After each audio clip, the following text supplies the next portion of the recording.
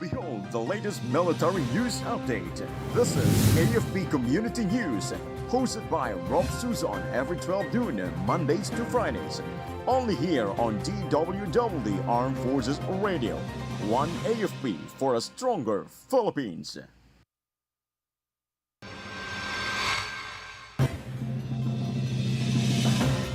AFP deploys naval and aerial assets in multilateral maritime cooperative activity.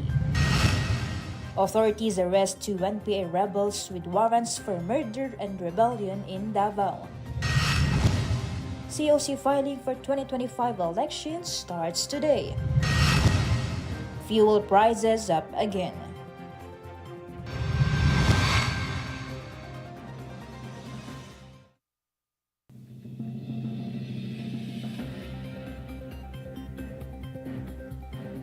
Good day everyone, as well to our troops at Camp Emilio Ginaldo, Quezon City. Today is Tuesday, October 1, and we will bring you the latest news from the armed forces and other information around the Philippines. I am Rob Suzon for AFP Community News. DWDD Armed Forces News. And for the brief overview of our stories, the Armed Forces of the Philippines deployed for naval and aerial assets during the 4th Multilateral Maritime Cooperative Activity alongside four allied nations over the weekend. AFP Chief of Staff General Romeo Browner Jr. emphasized the joint commitment to uphold freedom of navigation, overflight, and respect for maritime rights under international law, particularly the United Nations Convention on the Law of the Sea. The AFP's assets included the BRP Antonio Luna, BRP Emilio Jacinto, an AW-109 helicopter, and Philippine Air Force SAR assets. Allied nations such as the US, Australia, Japan, and New Zealand also participated with their own naval and air assets. DWDD Armed Forces News. Two new People's Army members were arrested in Malagos, Baguio District, Davao. They were identified as Renato Cervantes Lubguban and Nelson Talatala Bautista Jr. Lubguban wanted for 3 counts of murder, and Bautista, facing rebellion charges, were apprehended by Davao City Police and military forces. The warrants issued by RTZ 11 Judge Mary Estrelita Tolentino Rojas were served at the 1003rd Infantry Brigade, where both suspects are now in custody. Armed Forces Radio. On the other line, let us hear from Jai about DND host inaugural Balangay Forum to safeguard Philippine maritime interests.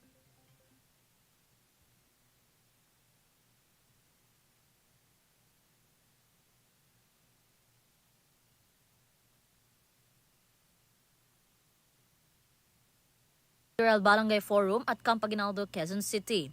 It marked the culmination of Maritime and Archipelagic Nation Awareness Month. Defense Secretary Gilberto C. Teodoro Jr. highlighted the importance of political leadership in safeguarding the Philippines' maritime interests, aligning with international law. The forum featured discussions on maritime security, science, and the blue economy, focusing on sustainable development and national defense strategies. This is Jai reporting for AFP Community News, one AFP for a stronger Philippines. Thank you so much, Jai. DWDD Armed Forces News. Soldiers from the 2nd Infantry Jungle Fighter Division discovered an NPA armed cache in Sitio Pinamaypayan, Barangay Umiray, Dingalan, Aurora. Acting on a tip-off, the 1st Infantry Battalion recovered a 5.56 mm M16 rifle, a shotgun, 6 magazines, and 40 rounds of live ammunition. 2nd ID Commander Brigadier General Cerillo Balaoro Jr. highlighted the cache's capture as a blow to NPA operations and urged the continued community cooperation in combating the insurgency. The seized items will undergo forensic examination as operations against insurgent groups persist. DWDD Armed Forces News. 29 abandoned seniors in Barangay Abilan, Buena Vista, Agusan del Norte were uplifted by a visit from the 4th Civil Military Operations Kasaligan Battalion. The outreach program, organized with Por Cristo Foundation, aimed to show love and care to elderly individuals feeling grief and loneliness. The event, part of 4th CMO Battalion's upcoming 15th founding anniversary celebration, included singing, dancing, and donations of hygiene items from Megasoft Incorporated. Both the Army and Foundation expressed gratitude for the opportunity to bring joy to the elderly community. Armed Forces Radio Report. We have a report coming in about AFP joins inaugural Balangay Forum to safeguard Philippine maritime interests. Go on for the details, Gina. Yes, Raf, the Armed Forces of the Philippines participated in the first sessions of the inaugural Balangay Forum. It focused on safeguarding the country's maritime interests. AFP Chief of Staff General Romeo S. Browner Jr. took part in a panel discussion emphasizing the AFP's role defending the nation's maritime domain and sovereignty. He also highlighted the importance of public awareness, defense partnerships, and multilateral cooperation in protecting the Philippines' water and marine biodiversity. This is Gina reporting for AFP Community News, 1 AFP for a stronger Philippines. The 503rd Thank you, Gina. DWDD Armed Forces News. A total of 892 new privates successfully completed their 4-month basic military training at Camp O'Donnell, Tarlac. Brigadier General Joseph Norwin Pasamonte, the guest of honor, encouraged the soldiers to excel in their military careers and uphold their oath to serve the nations. These graduates from Candidate Soldier Corps Class 793-2024 are part of the second batch of recruits under the Army's centralized recruitment program and will be deployed to various Philippine Army units nationwide. DWDD National News. And for our national news, the week-long filing of Certificate of Candidacy starts today. Commission on Elections Chairperson George Erwin Garcia clarified that those who will file their COCs from October 1 to 8 are not yet candidates, but just aspirants. He explained that they will only be considered candidates at the start of the campaign season. The poll chief also pointed out that whether one's name would be included on the list of candidates is another story because the COMELEC can motu proprio cancel the names of unqualified candidates. Armed Forces Radio Report. From First CRG, let us hear some information from Joanne about 503rd Infantry Brigade assures to provide safe passage to rebel returnees. The 503rd Infantry Peace and Justice Brigade Commander Brigadier General Romualdo Raymond Landingin expressed willingness to provide safe passage and custody to members of the CPP, NPA, and DF who want to calm down and leave the movement during the joint meeting of the Kalinga Provincial Peace and Order and Anti-Drug Abuse Council and Provincial Task Force to End Local Communist Armed Conflict at the Kalinga Provincial Capital recently. The commander of the 503rd Infantry Peace and Justice Brigade said that inasmuch as they want to run after these groups militarily, the brigade would also like to offer avenues for them to return to the government peacefully. Brigadier General Landingin said the fear of facing retaliation from their comrades and the military is one of the reasons preventing rebels from leaving the communist movement. He gave assurance that those rebels who wish to return to the fold of the law will be welcomed peacefully by the military. The general is optimistic that with the continuous conduct of peace initiatives and development programs through the whole-of-nation approach, Kalinga will soon be insurgency-free. The 503rd Infantry Peace and Justice Brigade of the 5th Infantry Division, Philippine Army, is stationed in Tabuk City, Kalinga, and it conducts development support operations to defeat peace spoilers and other threat groups in order to ensure security, contribute to development, and sustain peace in the Cordillera region. This is Joanne Sagaok reporting for AFP Community News, 1 AFP for Stronger Philippines. Thanks, Joanne from First CRG. DWDD National News. Moreover, fuel prices went up again today. The per liter price of gasoline will increase by 45 centavos, diesel by 90 centavos, while kerosene will increase by 30 centavos. According to the Department of Energy, the round of increase reflects the global market concerns over the recent Israeli air attacks in Beirut, Lebanon. Other factors include the latest economic stimulus of China and the United States crude inventory draw, indicating the tightening global supplies. DWDD National News. Pag-asa has lifted tropical cyclone wind signal number 4 as Typhoon Julian moves toward Taiwan. However, signal number 3 remains hoisted over Batanes, while signal number 2 is in effect over Babuyan Islands, Ilocos Norte, northern part of Apayao, and northwestern portion of mainland Cagayan, while signal number 1 remains over Ilocos Sur, La Union, Pangasinan, the rest of Apayao, Kalinga, Abra, Mountain Province, and also the Ifugao, Benguet, the rest of mainland Cagayan, Isabela, Quirino, Nueva Vizcaya, northern portion of Aurora, and northern portion of Nueva Ecija. Intense to torrential rainfall may persist in Batanes, Babuyan Islands, and Ilocos Norte. Armed Forces Radio. From Solcom, let us hear from Jess about 903rd Infantry Brigade joins mobile consultative meeting in Castilla, Sorsogon. On September 26, 2024, the 903rd Infantry Patriot Brigade participated in a monthly mobile consultative meeting held at Barangay Bagong Sirang, Castilla, Sorsogon. The gathering brought together local leaders, government officials, and community members to discuss key issues aimed at strengthening public safety, improving local governance, and empowering community-driven initiatives. The brigade's involvement underscores their ongoing efforts to foster strong partnership with local stakeholders, ensuring a collaborative approach to addressing challenges such as security concerns, infrastructure developments, and social welfare. By actively participating in these consultative meetings, the 903rd Infantry Brigade helps bridge the gap between the military and civilian communities, promoting stability and progress across the region. This is Just from Solcom reporting for AFP News, one AFP for a stronger Philippines. Thank you, Jess from Solcom. DWDD National News. The Civil Aviation Authority of the Philippines said that airport operations in the northern part of the country were suspended due to Typhoon Julian. They have been affected by moderate to heavy rainfall. The visual flights rules at Lawag International Airport have been suspended after heavy rains of flights from Manila to Lawag and back to Manila. Kaapsed flights at Dalingayen Airport were also cancelled. Airport operations in Baguio, San Fernando, Basco, and Tuguegarao were suspended.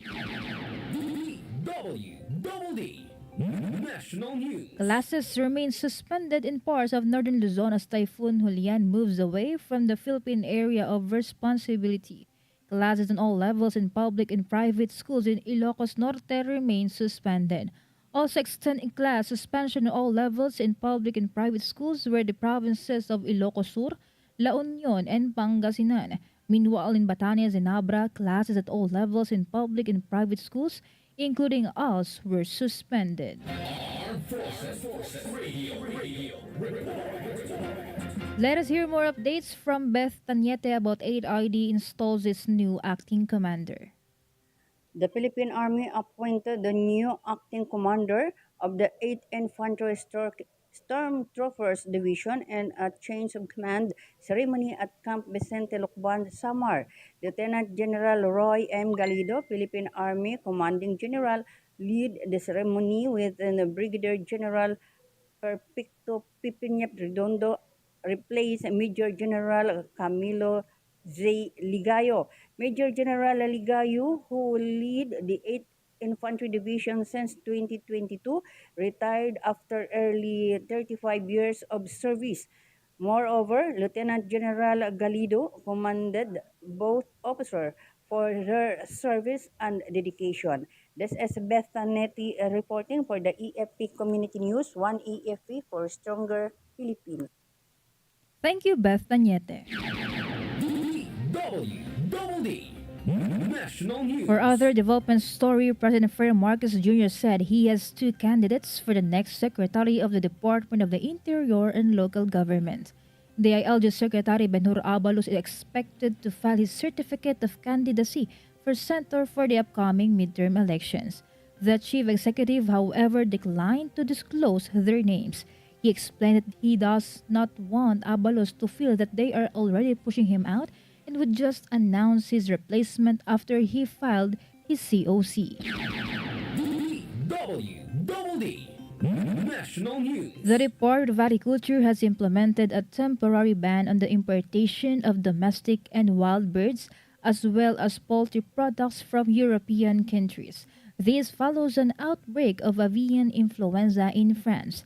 DA Secretary Francisco Chu Laurel Jr. issued Memorandum Order 40 enforcing the ban, which includes live poultry, day-old chicks, and poultry products. He also explained that the move is a preemptive measure to stop the entry of infected birds and their byproducts into the country. Armed Forces Radio. Now let's hear a report on the ground about Marines mobilized for disaster response as Typhoon Julian in Cagayan in Batanes. Going for the details, Mars. The Marine Battalion Landing Team 10 deployed personnel to various municipal disaster risk reduction and management offices across Cagayan and Batanes.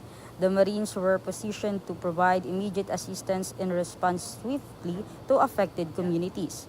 MBLT-10 is closely coordinating with local and provincial government agencies to monitor potential impact zones and ensure efficient execution of disaster relief operation.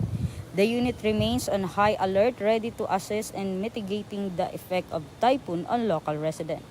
This is Mars reporting for AFP Community News, 1 AFP for a stronger Philippines. Thank you, Mars.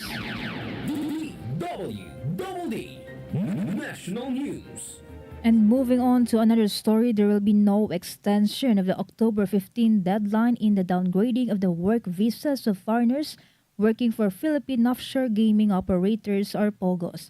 The Bureau of Immigration Officer in Charge, Commissioner Joel Anthony Viado, said that they will ensure that the orders of the President are implemented swiftly and efficiently. President Ferdinand Marcos Jr. had declared during his State of the Nation address that all POGO operations should cease by the end of the year. Meanwhile, Viado explained that visa downgrading allows foreign nationals to revert their status from a work visa to a temporary visitor visa, thereby enabling them to remain legally in the Philippines for 59 days while winding down their affairs. DWDD National News. The Philippines has jumped 3 spots in the Global Innovation Index, a ranking of innovative countries in the world. From top 56, the Philippines climbed to the 53rd spot this year. The Department of Foreign Affairs said it was an improvement to 2023's ranking. GII is an economic tool that drives development through considering multidimensional facets of innovation. Armed Forces Radio. From Pasig City, more updates from Ella Mercado about Pasig CPS nabs another member of Rex Fahad criminal group. Another member of Rex Pahad criminal group was arrested by authorities during their intensified law enforcement operation which was carried out along Jennings Avenue, Barangay Rosario, Pasig City. According to the report reaching Police Colonel Hendrix Mangaldan, newly installed Chief of Pasig City Police, the arrested suspect was identified as Elias Donji, 30 years old, a resident of said place. By virtue of search warrant granted by Honorable Judge Achilles AAC Balawitan, First Vice Executive Judge of Regional Trial Court Branch 154, Pasig City, along with the arrest of the said suspect, is the confiscation of 1 unit caliber 38 without serial number and 4 pieces of live ammunition of the same caliber. A violation of Republic Act 10591, also known as Comprehensive Law of Firearms and Ammunitions, is the case to be filed against the suspect. This is Ella Mercado reporting for AFP Community News, 1 AFP for a stronger Philippines. Thank you, Ella Mercado from Pasig City. Armed Forces Radio. For other updates, let us hear the details of a Philippine Air Force host inaugural Air Power and Doctrine Colloquium. Go ahead, Ferdy Blues. Good day, everyone. The Philippine Air Force conducted its first ever Air Power and Doctrine Colloquium at Fernando Air Base, Lipa City, Batangas. A panel of experts, including retired and active military officers, shared insights on the evolution of Philippine air power and the strategic significance of military doctrine. Brigadier General Thad Rufino P. Candelario, acting commander of the Air Education Training and Doctrine Command, emphasized the event's role in redefining defense perspectives in the air domain. He also urged participants to apply the insights gained in their roles to effectively advocate for air power. This is Ferdy Blues reporting for AFP Community News, one AFP for a stronger Philippines. Thank you, Ferdy Blues. DWDD National News. Around 19 persons deprived of liberty finished Bachelor of Science in Entrepreneurship under the Quezon City government's No Woman Left Behind program. QC Mayor Joy Belmonte said that it was really satisfying and heartwarming that they have female PDLs who earned a degree under the local government's program. She also added that this shows that being a detainee is not a hindrance to pursue studies. Of the 19 graduates, 1 has been convicted, 6 have been released and completed the program online, and 12 are still detained with ongoing cases. DWDD Armed Forces News. That's all for today's broadcast. Thank you so much for joining us, especially to our audience in our Facebook page, AFP Radio DWDD. Don't forget to tune in tomorrow for more updates, same time and same station. Again, this is Ralph Suzon for AFP Community News, one AFP for a stronger Philippines. Behold the latest military news update. This is AFP Community News, hosted by Rob Suzon every 12 noon, Mondays to Fridays. Only here on DWDD Armed Forces Radio. One AFP for a stronger Philippines. Kayo ay nakatutok sa DWDD AFP Radio. Kami po ay kasapi ng KBP, Kapisanan ng mga